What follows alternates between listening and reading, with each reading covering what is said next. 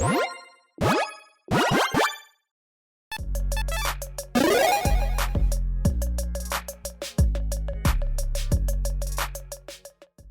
everyone, Mitch coming in from the Chimera's Core studio. Welcome to the show. And yeah, this is a different kind of deck tech. I've been doing the Commander's Quarters uncut episodes lately, and many of you seem to enjoy that format where I just kind of, turn the camera on and just start talking, about a topic or whatnot. So I'm trying to see if, if you'd like me to incorporate some of that into kind of deck techs as well to make them a little more personal. So yeah, let me know in the comments below what your thoughts are on this. So yeah, if you enjoyed it, if you did enjoy it, what you liked, what you didn't like. Yeah, I'd love to hear from you. Love to keep making improvements to this channel, making episodes that you want to see. So yeah, on today's episode comes to you courtesy of Aurelia, who's been supporting this channel as a Golden Pig tier patron. And I truly couldn't do this without the support from amazing patrons like Aurelia. So Aurelia, thank you again so much. And for this episode is for Sky. Aurelia chose Jared Carthalion with a theme of 5-color Cascade with some cool cards from Alara, which is Sky's favorite plane. So, Aurelia, I hope that you enjoy this episode. Sky, I hope you enjoy this episode in this deck as well.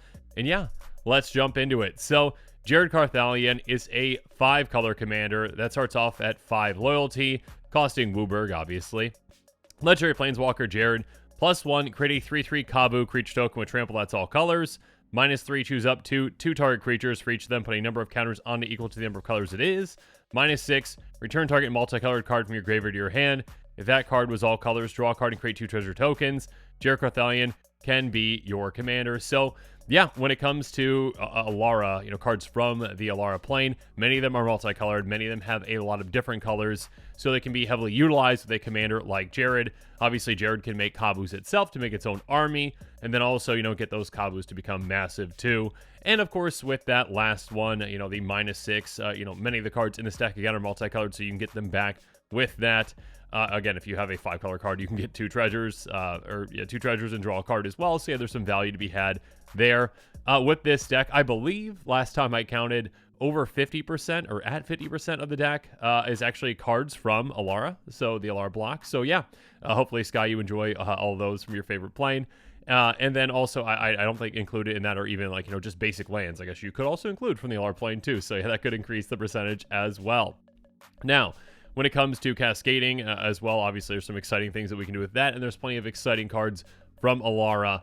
On this episode, again, when I'm building these decks, every single card in the decks, except for the commander, which is an exception sometimes, is less than $1. So it's a very budget-friendly deck that you can build around. And of course, there's going to be a link in the description to the deck list, so make sure you check that out if you're interested in it. And as I'm taking you through the cards on this episode, I'm going to be taking you through different tactics to show you how this deck works and how we're going to win with it. So when it comes to our first tactic, we are going to be talking about cards like, well, first up, there's Wayfarer's Bauble, of course. Pay 2, tap, sacrifice, get a basic land to play, tap, then shuffle. A great ramp card in a lot of decks out there. What I really enjoy about Wayfarer's Bauble, even in a 5-color deck, which of course does have access to green, is that, well, it doesn't matter if you have, green in your opening hand. It doesn't matter if you have any forest in your opening hand. You can essentially utilize this as ramp to go get you whatever land that you need. Now, of course, we also have a lot of green ramp because, yeah, we've got access to green too. Fauna Fertility is basically, an enchantment Wayfarer's Bauble. Rampant Growth is the standard ramp card, essentially. 2 mana, get a basic and play tapped. Edge of Autumn does the exact same thing if you've got 4 or fewer lands, or you can cycle it away by sacrificing a land. So, yeah, it can be effective late game for you as well. Next up, we also are going to be utilizing Arcane Signet as well as Fellwar Stone. Some very low to the ground, ineffective ramps cards as well as some great mana rocks. Arcane Signet can tap for any of our colors. Fellwar Stone can do so most of the time depending on our opponent's lands. And then Trace of Abundance, here's a card from Alara. A great enchantment, gives one of our lands Shroud, so it can't be targeted, and it allows that land to tap for additional mana. So yeah, basically, hey, we can just tap for any mana with that land on top of the mana that land already produces, on top of that land being protected, of course. Next up, of course, we also from Alara have the border posts that we can utilize as well, like Vein Fire, Wild Field, Fire Wild, Mist Vein, and Field Mist, each which basically the exact same thing but for different colors. So let's just, let's just say Mist Vein as the example. 1 blue, black, artifact. You can pay 1 and return a basic land you control back to its owner's hand rather than pay Mistveil Border Post mana cost. Enters the battlefield tapped, again tapped for either blue or black. Again, they all do the exact same thing based on their colors essentially, which is those colors swapped out. But yeah, if we don't have, the ability to actually cast this, we can actually just instead return a basic land by just paying 1 to our hand to get this out to help us fix our colors. Regardless, some good ramp, some good fixing, and a good amount of flexibility depending, again, on our land situation or whatever our mana situation is. And again, most importantly, they are from Alara. So again, some great cards to include from Sky's favorite plane. Next up, let's move on to the next tactic. And we're going to talk about some Cascade spells, starting off with, well, one that is kind of Cascade. It depends on the situation. Bloodblade Marauder can't block. It's a 3/1, and it says Delirium. This spell has Cascade as long as there are 4 or more card types among cards in your graveyard. So essentially, if we have those 4 or more card types, we meet that requirement. Great, we've got a 2-mana Cascade spell, which can be fantastic. And we're going to talk about some cards that we really want to Cascade into, and that can be just fantastic, especially with one that could essentially, go get some very low mana value cards and can hit something pretty crazy. We'll talk about those here in a bit. But yeah, I mean, the thing about Cascade, I should probably actually mention what Cascade is, for those of you that don't know. When you cast this spell, exile cards at the top of your library to exile a non-land card that costs less. You may cast it without paying its mana cost, but the exile cards in the bottom of your library in a random order. So yeah, this can hit something that costs, 1 or even, 0. We'll talk about that here in a bit. But yeah, again, low Cascade spells can even be very impactful, but higher ones obviously can hit the lower ones, which can, then obviously it has a cascading effect, hence the name. Shardless Agent is a great one. 2/2 with Cascade. Again, no requirement like Bloodblade Marauder, costing 1 green and a blue. So yeah, this can help Cascade and other things. Demonic Dread, another 3 mana. Cascade, target creature can't block this turn. Again, some of the value out of Cascade is that you just keep doing it again and again and again. You're just cascading from one thing to the other. Essentially just cascading, from one spell, if you cast something that costs quite a bit, down to, the lowest spells in your deck, you can cast, 6 things and essentially in a turn with just paying for 1. So yeah, you can really, really have a lot of value out of something like this. Moving on, other ones that have Cascade, Bloodbraid Elf, Cathari Remnant, Stormcaller's Boon, all at 4 mana. Bloodbraid Elf, a very famous one or infamous in certain formats, 3/2 with haste, Cascade. Cathari Remnant, 0/1 flyer that can be regenerated for a black, so that can be helpful in certain circumstances, can be a good blocker for you. And then Stormcaller's Boon, sacrifice it, creature control, gain flying until end of turn. Again, this actually can be pretty impactful as an achievement that we can just keep around. Obviously, it can, have value by hitting something else off the top of our library. And then also, once we have our army, maybe it's that army of Kambu that we have, or, ways to get counters, on them with our commander, make them massive, give them flying, get them through. Yeah, so this can actually be very impactful. Next up, Captured Sunlight. Again, another 4 mana Cascade spell. You gain 4 life. Nice. Again, it's just a nice thing to essentially hit with Cascade, and then just to keep cascading further for even more value. Throes of Chaos is a very, very chaotic Cascade spell that can be very impactful. Cascade and Retrace. So again, cascading, getting value off the top of our library. Retracing means that we can recast it from our graveyard, discarding a land and paying its other costs. So yeah, we can just basically keep cascading again and again and again with this, which of course can lead to a lot of fun for us. Moving on, Heralds of... So I'm going to mess up this name. I'm not going to try anymore. Never mind. 3/3 Flying Cascade. So yeah, we even got some cascading from Warhammer. So yeah, again, these, kind of on their own might not be all that impactful of cards, but once they're added up, in total, once you keep just getting more and more value from cascading, getting more cards, yeah, you can really fill the board pretty quickly with a lot of threats and do a lot of cool things. You can even do so, on your opponent's turns as well with something like a Forceful Denial, which actually can be used on your turn too. But regardless, instant Cascade, counter target spell. So even countering a spell can start off our Cascade chain too. Deny Reality is another great one. Cascade, return target permanent to its owner's hand. So we can bounce something back to, its owner's hand. We can get rid of, a pesky non-land permanent temporarily and get a lot of value out of something like this. And again, these are at 5 mana. Speaking of 5 mana, we've got Bituminous Blast, instant Cascade. It's going to deal 4 damage to our creature. So yeah, this can help us take out a creature and get even more value. And speaking of taking out creatures, Volcanic Torrent is an incredible Cascade card that really takes advantage of cascading in other ways. It says it's going to deal X damage to each creature in each planeswalker your opponent's control, or X number of spells you've cast this turn. Again, we're going to be casting an absurd amount of spells in a turn because of cascading from one thing to the next. So yeah, this can take advantage of all that Cascade goodness and can basically just be a one-sided board wipe in many ways, which of course can help us get our, massive Kavu through. Natural Reclamation is another great one. Cascade, destroy target artifact or enchantment. So again, get rid of a pesky permanent and then get extra value out of this. So, moving on though, we've got even more Cascade cards, ones that are even bigger, like an Enlisted Worm. 6 mana, it's a 5/5 that just simply cascades, but again, when you add all these things up, you're just getting extra value, and yeah, you can have some really big turns. Boarding Party, another great one, 6/3 with haste and cascade, so yeah, this one can just be surprising, get some damage through, get even more things out. Therium Horn Sculptor is one that provides value in a different way, a 3/6 with cascade, and we can pay 1 blue-red to bounce it back to its owner's hand. So yeah, we can just keep getting this back to our hand, cascading again, starting that cascade chain off again with this. And again, at 6 mana, that's a pretty high cost. So this can help us hit, lower cascade cards to cascade further and further.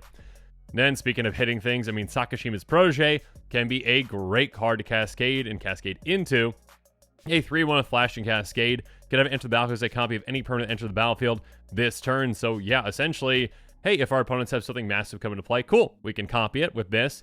Or, if we've already cascaded into something great, we can, have this could become a copy of that too.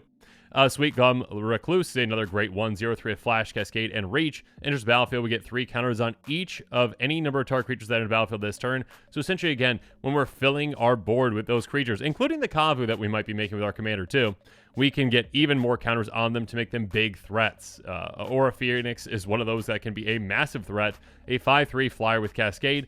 Whenever we cast a spell with Cascade, we return Aura Phoenix from our graveyard to our hand. So this one can be really hard for opponents to just ever kind of, permanently get rid of. I mean, obviously I could exile it, but yeah, if it keeps getting taken out, we just keep getting it back. And again, we keep starting that Cascade chain over and over again with something like this. We even have an equipment that can help us out though with Meteoric Mace. Equip creature gets +4 with 0 and has trample. Equip 4, Cascade. So again, giving trample to something in this deck can definitely be very impactful. Again, with those counters that we talked about with, that Recluse, or obviously with our commander as well, and those Kavu. Yeah, getting them trample can help get a lot of damage through. How about, with trample, Annoyed Altasaur though, Reach Trample, 6/5 with Cascade. Again, just some good value, something good to get on the board, and good to start off that Cascade chain at 7 mana. Speaking of 7 mana, how about Enigma Sphinx? 5/4, when it's with flying, when it's when you grave from the battlefield, put it on top of your library, 3rd from the top. So this is something we keep getting back into, keep cascading again. Yeah, this thing can definitely provide us a lot of value throughout the game. Maelstrom Colossus, 8 mana Cascade, a 7/7. So again, starting that chain higher, again, gives us more potential to hit more and more things. And actually the, highest chain possibility Cascade card actually out there is for us, Let the Galaxy Burn, which is a really cool name. Another card from Warhammer. X5 and a red Cascade. It's going to deal X damage, or X +2 damage to each creature that didn't enter the battlefield this turn. So essentially, our opponent's creatures obviously didn't enter the battlefield this turn unless they're flashing things in, but yeah, most of the time that's not going to be the case. Ours, though, that we are essentially, getting out, maybe cascading into, will be. So yeah, and including the copy that we're making with our commander too. But yeah, basically, yeah, we can basically, just cascade from this to more and more creatures, getting them all into play. And then, our creatures are safe, they're not getting damaged, and our opponent's creatures are going to be getting damaged. And again, with that X flexibility, we can make that amount even, more than Maelstrom Colossus, to essentially get the biggest cards out of our deck cascaded into. Now, all these cards are fantastic, but one, obviously, in my opinion, has to stand out above the rest, and that is, of course, the Golden Pig of this deck, which is the #1 card out of our 99. And the Golden Pig for this deck is Maelstrom Nexus, a fantastic card that I'm really glad to see got a reprint recently, so it's finally down to budget territory at less than $1. The first spell you play each turn has Cascade, and I believe actually Oracle Text has Cast, but what I have in front of me is Play. Regardless, whenever you cast your first spell on a turn, it cascades, and that counts our opponent's turns as well. So yeah, this 5 mana enchantment, this 5 color enchantment is incredible in a deck like this. Keep in mind, obviously, our commander can actually get this one back again with that -6. And then, we get, 2 treasures. We draw a card, too, when we do so. But, yeah, this card can provide an absurd amount of value for us. And keep in mind that Cascade actually stacks. So, if we cast a spell that has Cascade, and, it's our first spell we cast in a turn, Maelstrom Nexus gives it Cascade as well. So, it's cascading twice. So, that can be twice the value out of those Cascade spells, too. So, yeah, this can provide us an absurd amount of value throughout the game. And it is definitely the Golden Pig of this deck. Now, that being said, it's not the only card that can help give Cascade to other things. Flamekiln Herald can actually help us out. Commander spells you cast have Cascade, so even our commander can help us Cascade, which can be huge throughout the game. Emoti Celebrant of Bounty, Cascade itself, a 3/1 for 3 green blue. Spells you cast with converted mana cost 6 or greater have Cascades. So yeah, this can provide an absurd amount of value. Again, we've got a lot of cards in this deck, a good amount of cards that cost 6 or more, and a lot of those have Cascades. So yeah, we can just cascade further and further and further with even more gigantic cards. Or how about Wild Magic Sorcerer? This one is also very fantastic. The first spell you cast from exile each turn has Cascade. Keep in mind that when we are cascading, we are casting spells from exile. So yeah, essentially, as long as we cascade once in a turn and hit something that we can cast, we are going to be meeting this requirement. So we get to cast, or cascade again with that. So yeah, that can provide a ton of value for us. Next up, how about Sloppity Bilepiper, one of the weirdest names in Magic. Anyways, a 3/3 that has pay 2 tap, sacrifice a creature. The next creature spell you cast this turn has Cascade. So again, if we've already got a creature that has Cascade, we can add an additional Cascade to that for even more, just Cascade goodness.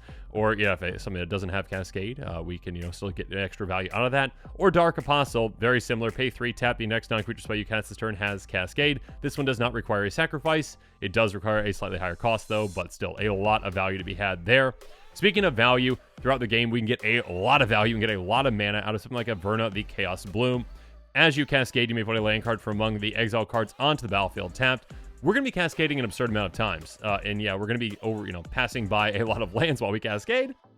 So now we can just get a lot of lands out with this. Essentially, all of our Cascade spells have the chance to ramp with something like this. So yeah, we can get an absurd amount of value, get a ton of great things with this throughout the game. And speaking of value, oh my goodness, and I think I always mess up saying this name, Nalfishni? Let's go with that. A 4/6 beast demon with flying. Whenever you cast a spell from exile, copy. You may choose new targets for the copy. If it's a permanent spell, the copy gains haste. At the beginning of the end step, sacrifice this permanent. Basically, hey, yeah, again, we're casting those, spells we cascade in from exile, so we get copies of every single one of those. If we are, well, casting, a spell that has Cascade as well, yeah, things can get pretty crazy, and yeah, I mean, essentially, yeah, this can just get pretty absurd. Essentially doubling up on all of our things, and again, when they're permanents, we get temporary copies of them too. Again, at the beginning of the end step, sacrifice it, still, it's a lot of value to be had.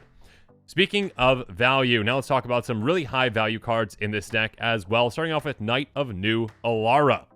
It says each other multicolored creature you control gets ++1 for each of its colors. This, again, we have a good amount of multicolored creatures in this deck, so they're just going to get pumped with this. And of course, with those Kavu that our commander makes, they are 5 colors. So yeah, our commander is making, 3/3 Kavu that it can make into 8/8s by getting counters on them, essentially. This essentially says they're already just 8/8s. They get +5/+5 with me just being on the battlefield. So they can become absolutely massive and monstrous.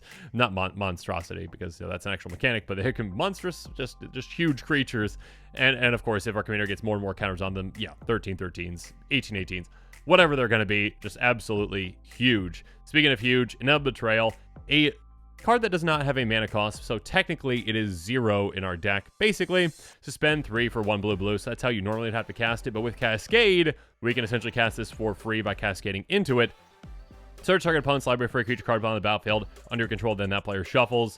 So again, if we're casting something that's got maybe a lower Cascade cost, like that very first one that we mentioned, or Shardless Agent or something like that, we can cascade into this, we hit it, and then we get value out of that low Cascade, casting this for free, getting a creature out of an opponent's deck, getting their best creature essentially out. If someone's got a Blightsteel Colossus, now that's our Blightsteel Colossus. Good luck, opponents.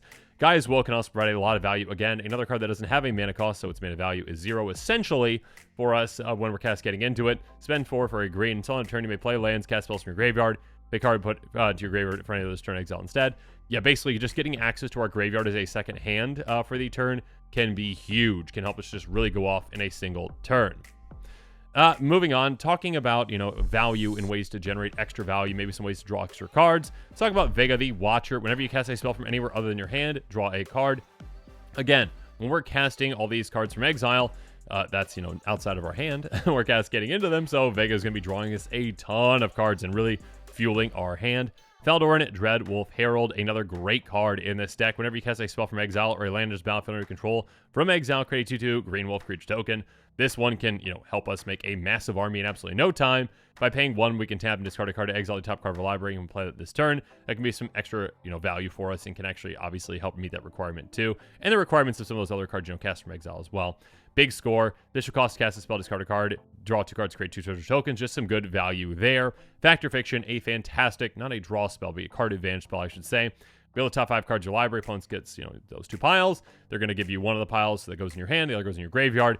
A fun kind of mini game that your opponent has to play to try not to give you the best things. But yeah, basically most of the time, either of their decisions are not really going to be the right one. Shamanic Revelation. Again, we're going to be able to have a lot of creatures in play with this kind of a deck. Cascading into more creatures, making combo with our commander.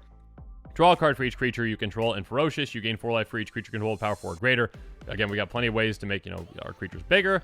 So yeah, we can draw a lot of cards with this. We can gain a lot of life with this. Speaking of drawing a lot of cards, Return of the Wild Speaker, a great card in this deck. Draw cards equal to greatest power among non-human creatures you control. And non-human creatures you control +3/+3 until end of turn. That's the other choice. So this can either be a great way to draw a ton of cards out of nowhere, or a great way to pump our team out of nowhere. Again, at instant speed to take our opponents out. We also have some ways to take out our opponents' other things, though. And let's start off with Qasali Pride Mage, a great creature in this deck. 2/2 Exalted, so it can pump an attacking creature if it's attacking alone. And by paying 1, we can sacrifice it to destroy a target artifact or enchantment. Also have some other, Alara, actually, removal. Terminate, I believe originally from Alara again. Destroy target creature can be regenerated. Esper Charm, yes, the charms are definitely in here as well. Choose 1 to destroy target enchantment, draw 2 cards. Target player discards 2 cards, so a lot of flexibility there. Speaking of flexibility, yes, some more charms with Bant, Grixis, and Naya.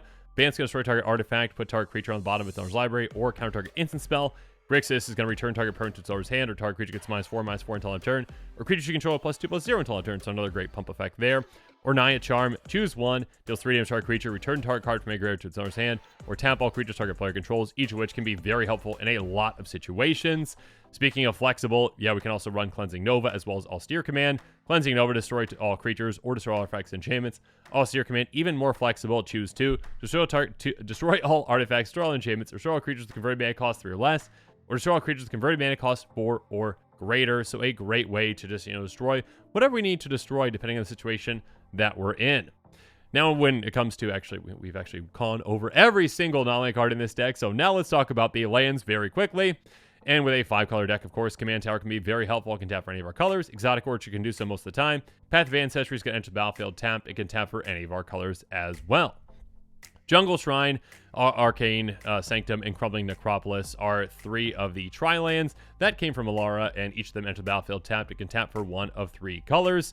Of course, we also have the Panoramas, which also came from Alara as well, with Esper, Grixis, Jund, Bant, and Naya, all of which can tap for colors. We can pay 1 to tap and sacrifice them to go get 1 of 3 basic land types, essentially, to get into the battlefield tapped. Then we shuffle. We also have Ash Barrens, which can be basic land cycled away. Evolving Wilds, Timber of Expansible, which can be tapped to sacrifice to go get a basic land into play tapped. We also have some lands that can actually help ramp us with Cozen Verge, Mirror Landscape, Blighted Woodland. Each can help ramp us, in different ways, essentially, but all can be very helpful, especially in a 5-color deck like this one. And to round out our lands, we are going to be running basics with plains, islands, swamps, forests, and of course, mountains. But now that we've talked about every single card in this deck, let's talk about the price.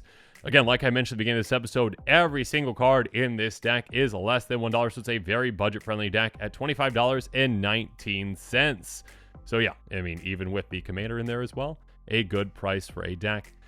Now, keep in mind that estimated cost actually includes those basic lands at 10 cents a piece, so if you already have those basics, there's some extra savings for you there. And speaking of potential extra savings, you might be able to save even more by buying this deck on TCG Player and utilizing heavily played and damaged cards, because of course, those cards need a home too. Though keep in mind that this estimated cost does not include the cost of shipping, which might vary depending upon where you live. So again, thank you for joining me on this episode. I really would like to hear from you on your thoughts on, this kind of, approach to a deck tech episode. Did you like it? Well, what did you like about it? What didn't you like about it? Do you like these kind of uncut type episodes where I just turn on the camera and just, start talking? So yeah, let me know what your comments are on the, let me know. See, there's a slip up right there. Let me know what your comments are below. And of course, again, a huge thank you to Aurelia. I hope you and Sky both very much enjoyed this episode and enjoyed the deck. And yeah, of course, as always, thanks again and have a good one. This show and episodes like this one are possible thanks to viewers like you. If you're looking for an easy way to help support this show, make sure that you like, share, and subscribe. Also, hit that bell notification icon so you don't miss any new episodes. You can also go check out our playmats and other merchandise at thecommandersquarters.com. We also have a ton of brand new t-shirt designs in stock, so make sure you check out those as well. Another easy way to support this show is with our TCG Player affiliate links. So whether you're buying a deck or individual cards, you can use this general link right here or one in the description. And the final way that you can support this show is by supporting us directly by becoming a patron. There are many benefits to being a patron, and I truly couldn't do this without all of their support.